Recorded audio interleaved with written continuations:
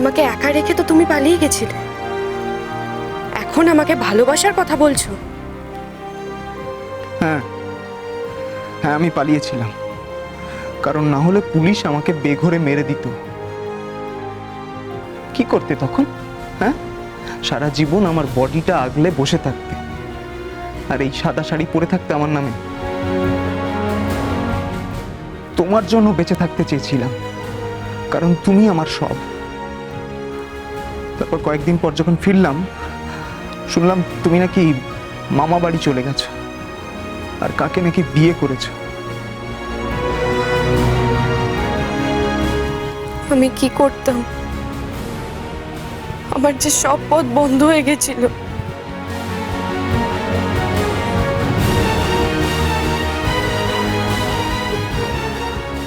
আর জানো, আজকে তো ঘরেও ছিল না। আমি একটু আগে গেছিলাম, ভালো একটু গল্প গুজব করবো ইয়া করে, আমার ইঞ্জিনটা একটু তো নেই ঘরে। সে কি, ঘরে নেই মানে? কবিতার সাথে আবার চোটপাট করছে না তো?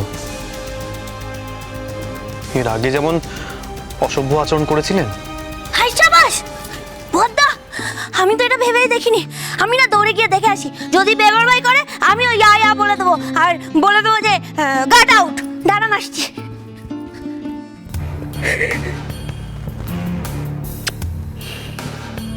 বোকা মেয়ে, এটুকুতেই কেমন গলে যায় দেখ। কিভাবে যে আমি বিয়েটা করেছি সেটা আমিই জানি। আমার যে বিয়ে না করে আর কোনো উপায় ছিল না। আমি আমি জানি তো, তুমি শুধু আমাকেই ভালোবেসেছো। আমার কোনো ক্ষতি তুমি করতেই পারো না, আমার জন্যই তো তুমি। ও কবিতা, দরজা খোলো।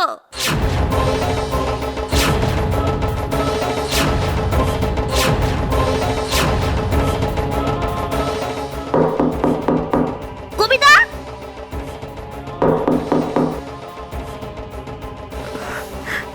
কাকলি, আমার না খুব মাথা ব্যথা করছে, তুমি যাও, আমি পরে আসছি।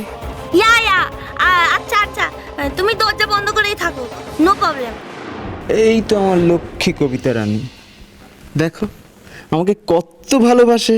না কুঞ্জ, আমি আর তোমাকে।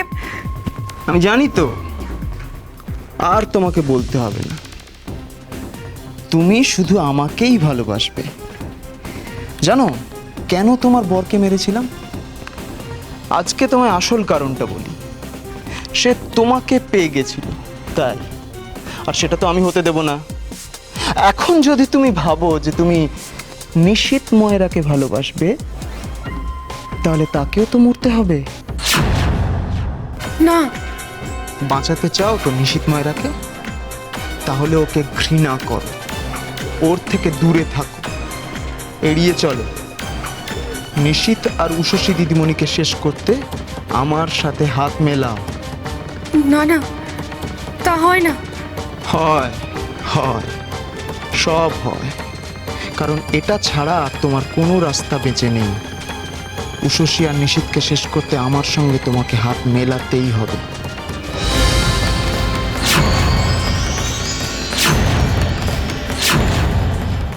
কিন্তু এই অবস্থায় কবিতা সারাক্ষণ ভয় বা অস্বস্তিতে থাকাটা তো ঠিক না। এতে তো মনের উপর চাপ পড়বে।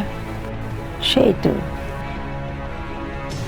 ছোট বৌমা তো ইদানিং কোনো কাজই করে না বাড়ি। আমি আর কিছু বলি না, রোজ রোজ অশান্তি করে কি হবে, যখন বলার একবারে বলবো। আর মেজ বৌমা যে কত কাজে, সে তো জানি, সব কাজের ছাড়া চোখে অন্ধকার দেখছি আমরা। ওই মেয়েটা তাও সাহায্য করে বাড়ির কাজে। আমিও কিছু বলি না, যে বাড়ির কাজের মধ্যে থাকলে মন ভালো থাকবে, কিন্তু বেশি কাজ তো আর করতে দেওয়া যায় না। না না, সেটা তো ঠিক না। ও তো আর আমাদের বাড়ির কাজের লোক নয়, ও বরং আমাদের উপকারী করছে। আমরা কোথাও ওর যত্ন নেবো তা না। কবিতার খুব শরীর খারাপ, মাথা ব্যথা করছে, দরজা আটকে বসে আছে। আর ওই ইয়া শাহরুখানা নেই, না তো আমি আওয়াজ পেতাম বা কবিতা বলতো, তাই না? বেচারি, আমি একবার গিয়ে ওকে দেখে আসি।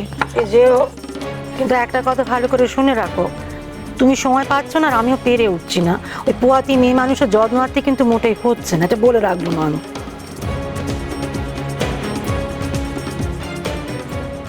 কিন্তু আর আমাদের সময় না যে ধাঁই ধাপড় করে কাজ করতে করতে বাচ্চা জন্ম দেবো না। আধুনিক যুগ, পরিবেশ দূষণ হচ্ছে চারদিকে, কত কিছু সাবধানে থাকতে হবে।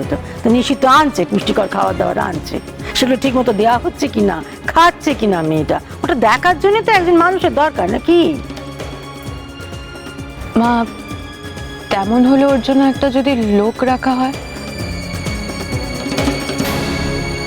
সুন্দরী তো এখন নেই, সে বিয়ে করবে বলে যে দেশে গেল আর তো ফিরলো না, আর আমার মনে হয় না ফিরবে। লোক রাখবে? বাইরের লোক? হ্যাঁ মা, একজন কাজের লোক। ও কবিতার সাথেও থাকবে আর বাড়ির সব কাজও করবে। বাহ বদ্দি, তুমি আমাদের জন্য আর কবিতার জন্য কত ভাবো। Thank you Kakuli. আমি একবার কবিতাকে দেখে আসি, বেচারির মাথা ব্যথা করছে, কিছু লাগবে কিনা। হ্যাঁ দেখে এসো, আর ওকে বলে দিও যে এখন থেকে ওকে আর বাড়ির কোনো কাজ করতে হবে না, আর আমরা সবাই একটু ঝাড়া হাত পায়ে থাকবো কিছুদিন। বাবা গো, কাজ করে উল্টে যাচ্ছ তো। রেতের খাওয়া তো এখনো চাপেনি, তো সবাইকে উপোস দেবে নাকি? ওই আয়া,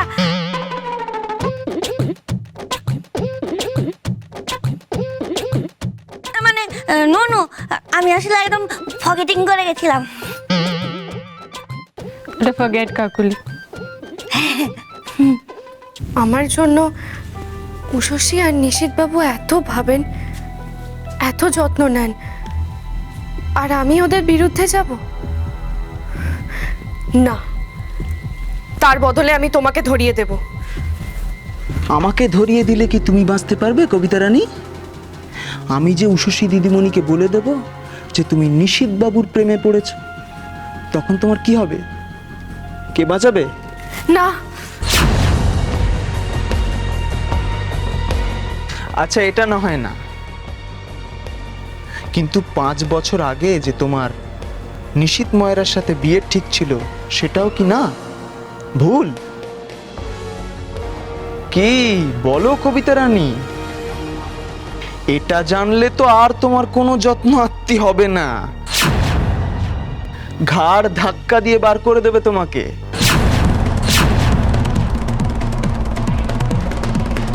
না কুঞ্জ, তুমি এই কথাগুলো উষসীকে বলো না, দোহাই তোমার।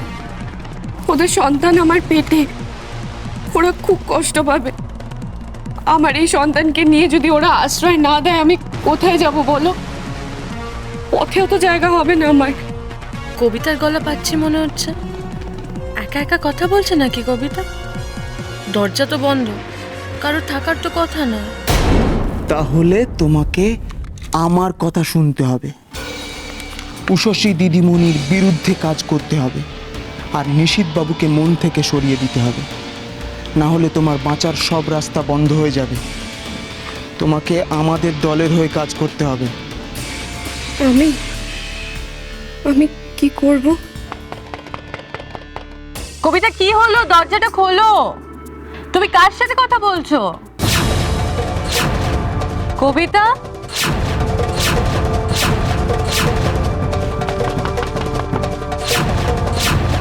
কবিতা। টু শব্দটি নয়, উষসীকে এবার মাত দিতেই হবে। আমাদের এই দলে অনেকে আছে, আমি, তুমি, আরও একজন আসবে এই বাড়িতে কাজের লোক হয়ে, দেবল সব ব্যবস্থা করবে। আমরা সবাই মিলে যা করার করব। মনে রেখো, এক চুলো ভুল ত্রুটি করেছো কি তোমার সব গোপন সত্যি। কবিতা, শরীর কি খুব খারাপ লাগছে?